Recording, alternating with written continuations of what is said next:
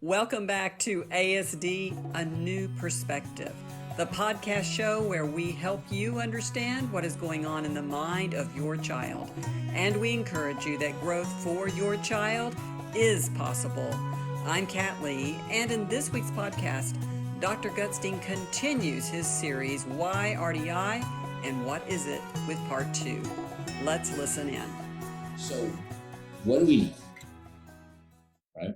What do we know? We know that, okay, so let's look at it that way. So we know from developmental psychology that it's a years-long, gradual developmental process. Where gradually, and it can be a very respectful process, it can be a very collaborative process, where both parties are engaged in wanting the same thing, right? Developing the mind of the mental apprentice, increasing their agency in the world, their ability to influence their world through the use of their mind. That's what gives human beings their edge, right? It's not our physical process.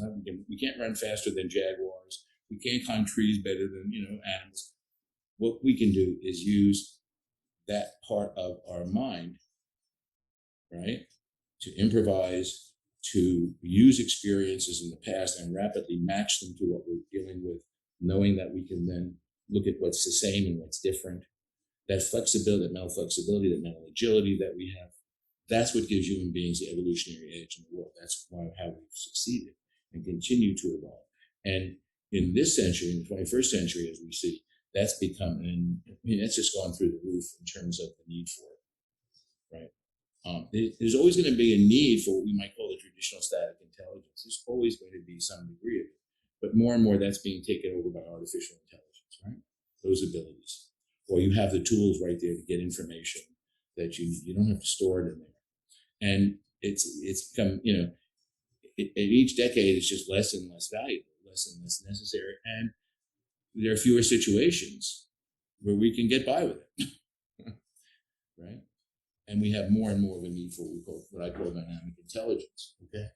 So what do we know? Let's go back to autism. So there's this incredibly important relationship that I call the mind-guiding relationship. Other people, there's all kinds of terms. One of the things about these fields, and I'm talking about across a number of different fields, from anthropology to education to developmental psychology, et cetera, is everybody has their own names for everything. But I think straightforward and mind-guiding relationship makes the most sense to me, right? Mental apprentices, right?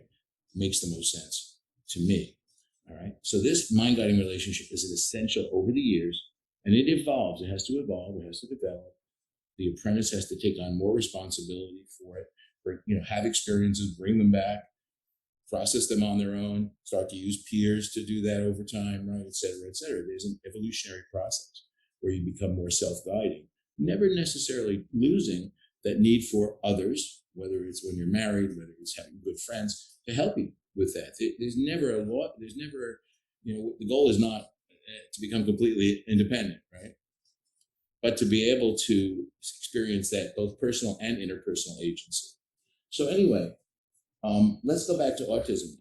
Okay, so what do we know? We know that people with autism don't develop this complex dynamic operating system that I call dynamic intelligence.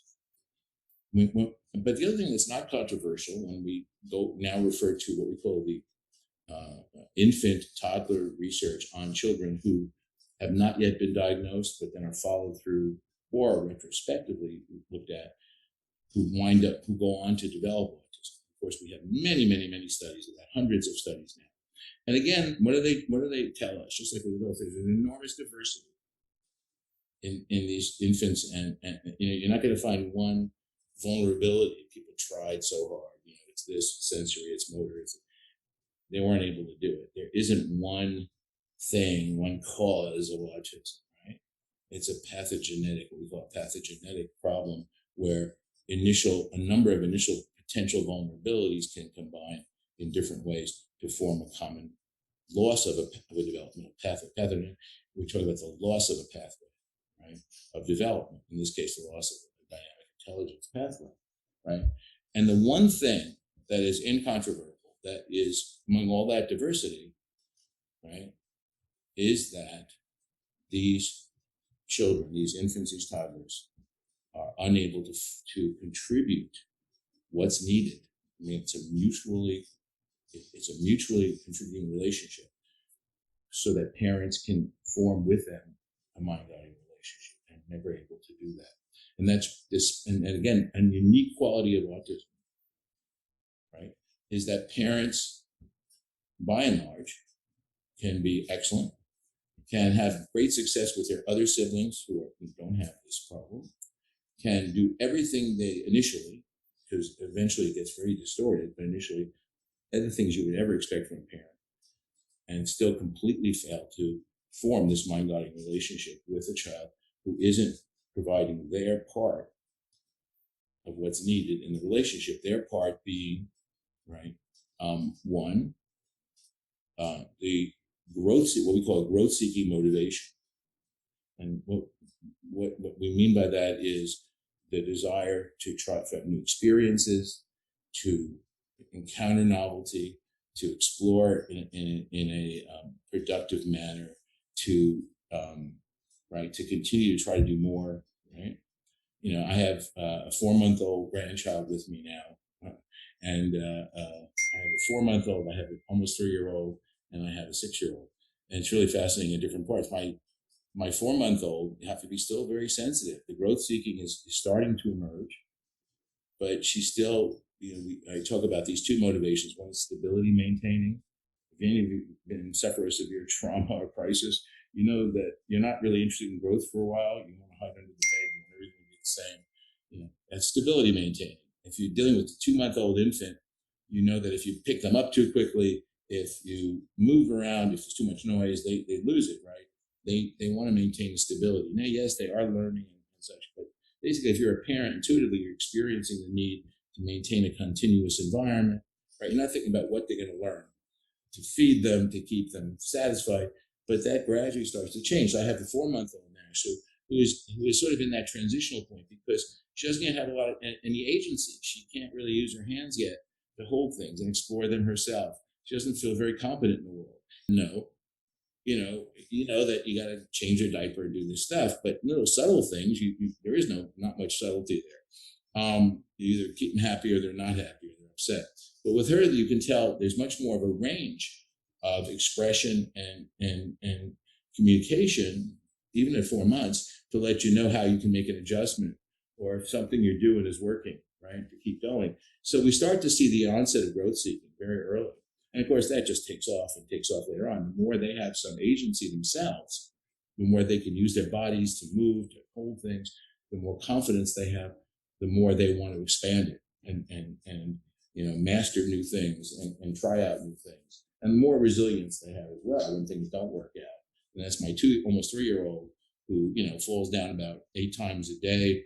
And if you took her to the emergency room, they'd probably call Children's Protective Services because she's one big bruise. She grew very fast. Her body is bigger than her ability to control it right now at this point in her life. That's getting better, but at this point, so she's like a mess. She's like one big bruise, but that's not stopping her from more challenges. The goal of guiding her is to hold her back from, you know, destroying herself. Basically, it's not to push her into it.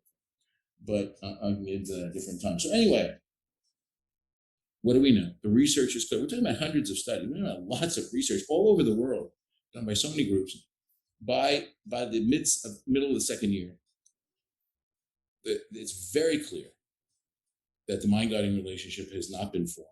That in fact things are moving in the wrong direction in terms of that. That parents are unable, despite how great they may be. And of course, you get a normal range of parents with autism. Having a child with autism doesn't make you necessarily a great parent. You can be a lousy parent, you can be the best parent in the world, normal range. But it doesn't matter, because whether you're the best or the worst, I mean, it may matter. I shouldn't say that. It may matter to some degree. But in terms of forming a mind-guiding relationship, it doesn't matter, because it does take two people who are contributing. And I always use the analogy of, which may not be perfect, but the guided missile or launching a rocket into space, where you have both a guidance system and you have the rocket engine supplying that raw energy. You know, and if you think about growth seeking, that desire for growth seeking is that energy. And you think about the parent as sort of initially as the guidance system. It sort of breaks down a little bit, but it gives you a very sort of gross way of thinking about the fact that you can't have one without if you take away one of them, it's not going to work, right? I don't care how good the guidance system is. If the rocket engine isn't operating, forget it. I don't care how good the rocket engine is. If there's no guidance system, it's just going to be a failure. So I think that's a nice sort of simple way to explain that, right? And what the researchers show is that there's a disengagement process. There's a failure to use parents as guides to learn about the world. That's powerful. I mean, these are powerful data. These are not subtle. And that's despite all the differences in the early vulnerabilities.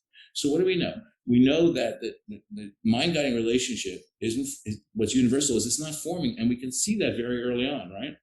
We know that it's essential to develop the type of mental operating system you need to succeed over the years, to learn to succeed in more and more complex dynamic situations, right? So that if we're going to help people with autism to have well-being in their lives, the majority of them, we have to provide them with the means to be competent, to be successful in what is occurring as the predominant way of operating in the real world, right? Now, 500 years ago, things were sort of simple and static. If you were a peasant, somewhere in Europe, or a villager in South America, things were repetitive. You did the same thing pretty much every day, and you could learn, there were some people who probably had more dynamic intelligence, but there was probably more places for people who didn't. But now there isn't any place for you, right? There are no, forget assembly lines and forget all the things that robotics are replacing when kids are growing up. There's going to be nothing for them, right? You have to have that mental flexibility. You have to be able to learn powerfully from experience, especially how it applies to you and the situations that keep changing in your life. It's not like you're learning about one situation, because you're encountering new situations all the time. You're adapting in new ways all the time. You have to learn how to use imagination, not just have one, but use it productively. You have to learn how to be in a co-regulatory environment where things are going to be somewhat unpredictable, and how to be able to rapidly adapt and improvise with people and by yourself. So, these are not if you don't develop these things over the years, and again, it's a years-long process, there's no way you're going to have well-being in life. I don't care how much, savant ability you have. And again, yes, I know that people say, well, they're happy in their own little thing. And the other thing is, you can hear stories where people are artificially supported. They're dependent on somebody's beneficence, somebody who provides a niche for them, somebody who provides a little program for them. Oh, somebody's doing an employment thing for people with autism where they're employing 13 people. Well, that's really good. But what happens if that person goes out of business? And what happens if, in fact, the reality is that 99% of employers aren't going to do that around the world? What do you do then? You can plea and you can get angry and say, you must do that. And people with autism sometimes form groups and they say that, and their employers say, no. they don't even know about it, but if they did, they'd say, no, we're not going to. Too bad. So a few will say yes, but what's the odds of getting that? And what's the odds of those people then you sort of get stuck depending on them? You're not feeling your own agency. You're depending on the beneficence of that person, that environment, to provide that for you. And that's pretty scary, right? And again, the vast majority of adults or children are going to face a world where nobody's going to do that for them. Or they may even do things that make it worse, You can't assume that that's going to be there. So here's the deal. These kids are not providing the energy. They're not providing, as infants, the feedback, the information you need, et cetera, et cetera. Guiding relationship is informed over the years, the ability to learn from experience, to co-regulate with others, to learn to improvise, adapt, use your imagination effectively, yada, yada, yada. These things aren't gradually growing and developing. This is a gradual process to get to a very sophisticated level that we need as an adult. And so what happens is they get thrown out, they leave school, some very successful in school, whatever, and they can't function. And so you see things like a study where, a really important study where they showed that each year that these people with autism were out in the real world, their odds of attaining a meaningful employment decreased. Rather than learning from experience and figuring out the system, they actually, by 10 years out, they were in incredibly bad situations. Each year was worse because they would get discouraged, and they weren't able to learn from those experiences. They weren't able to figure out how does that apply to me? What do I have to do to adapt? What does that mean? How does that make sense? They didn't have those abilities developed over years and years to do that. So right? So what happens then is, and let's go back to the other interventions programs, right? And that's why when people say, compare RDI to them, it's very, very hard, because how do you compare it? Because they don't even intend to do any of those things. They don't develop intrinsic motivation. They don't believe they can. They don't know how. They don't talk about it, or they don't do it. But it has to be developed. That, what I call like growth seeking, has to be activated. They don't understand. They don't come from a remedial point of view, where they recognize that people with autism have the capacity to develop through mind guiding relationship. It's just they didn't have the opportunity for the relationship, right? And it's not that they can't form dynamic intelligence. So we don't want to give them, ersatz or very sort of pathetic little skills that don't in any way resemble what we do in the real world to be successful, right? Social stories and skills and things like that aren't effective at all, don't do anything.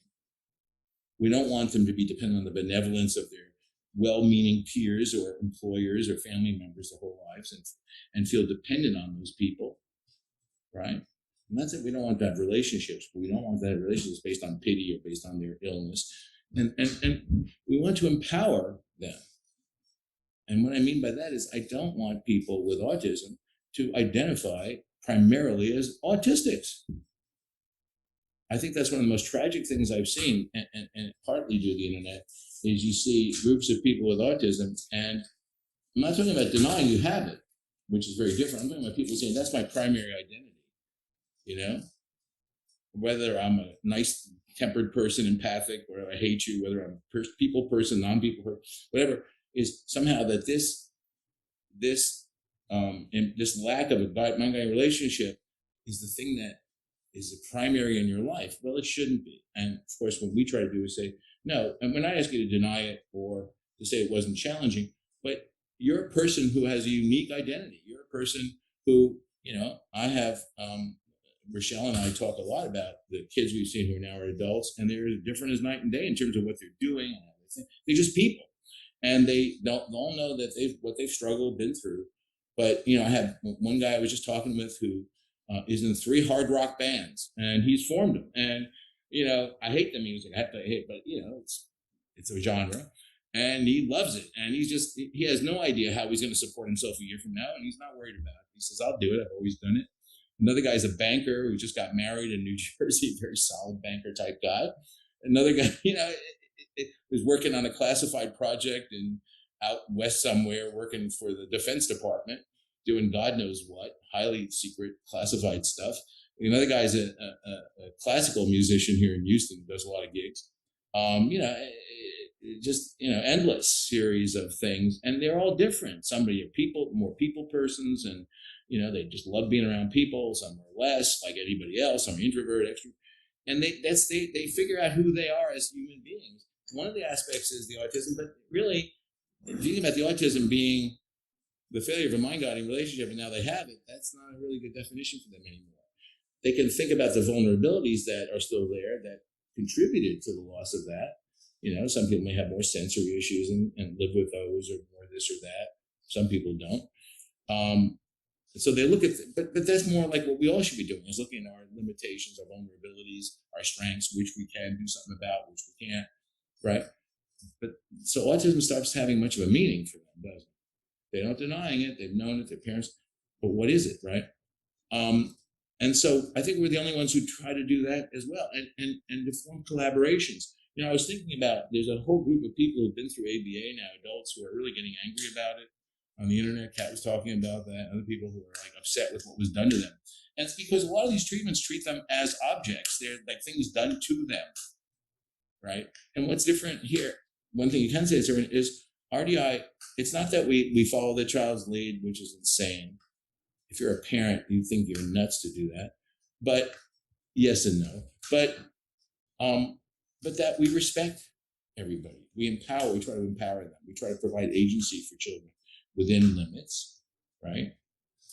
And we try to build that agency, and we try to build gradually more of the collaboration.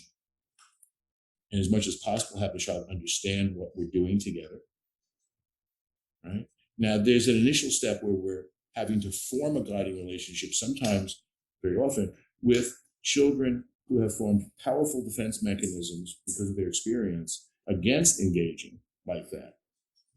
And also parents who are very wounded, right? Who are very frightened of it, right? But especially in those cases, we're not going to assume there's going to be an initial collaboration, right? But we're not going to be forced. You can't force someone into a relationship like that either. You have to provide experiences sometimes, but we start those experiences and they don't even want to be in them, but we need to have them experience it where they can experience how they can have more agency, where they can be more competent as a result of the guidance, as a result of the engagement, right?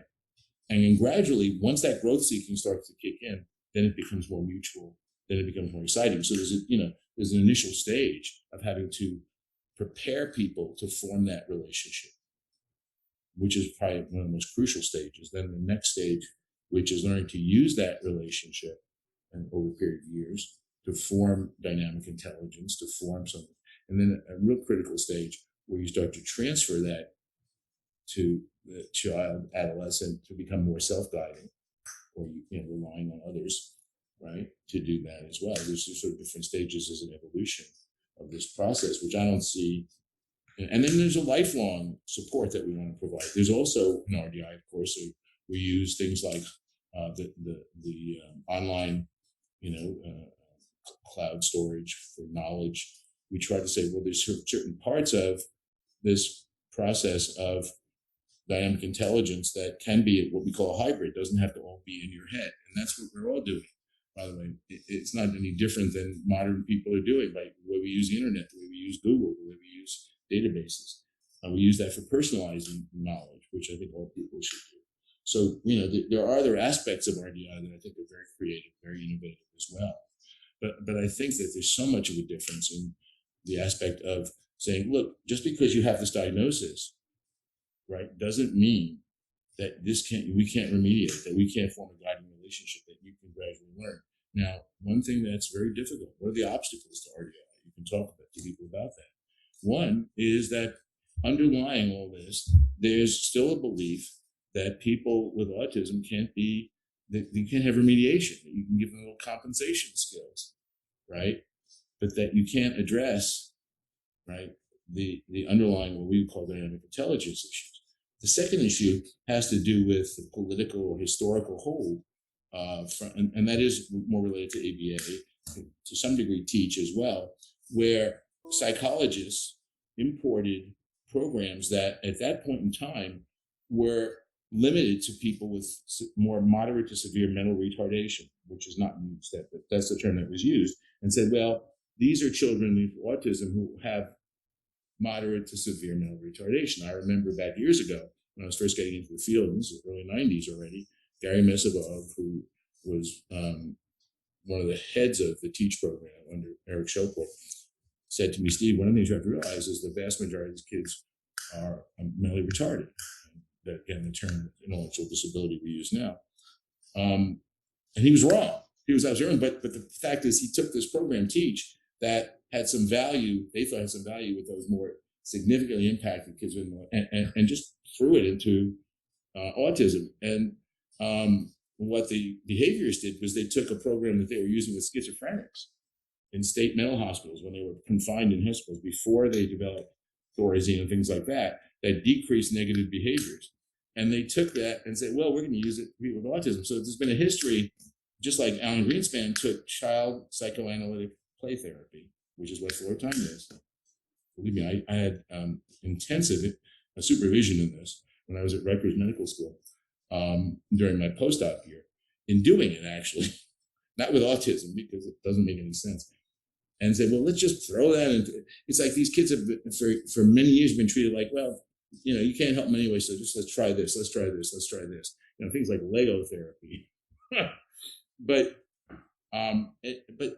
so that's the other obstacle, is these sort of powerful, enfranchised, right, interventions, or whatever you want to call them, that have, convinced a lot of people that have no place in the field. They have nothing to do with what the needs are of this population, but have enormous power, right?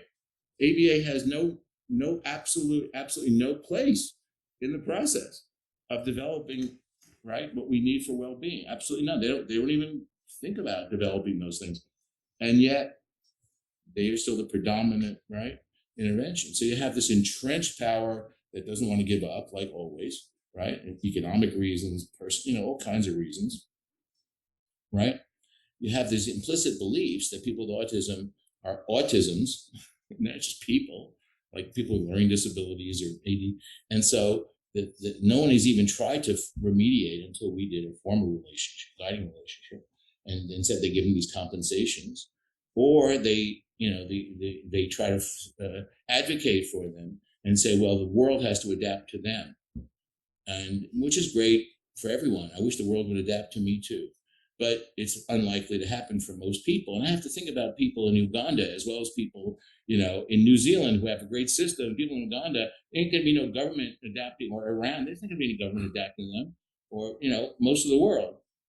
If we're gonna have a program that's gonna help, if we're gonna help these millions of kids or adults, whatever, we can't assume it's based on advocacy for others to do it for them, to set up environments for them. They have to develop their own ability.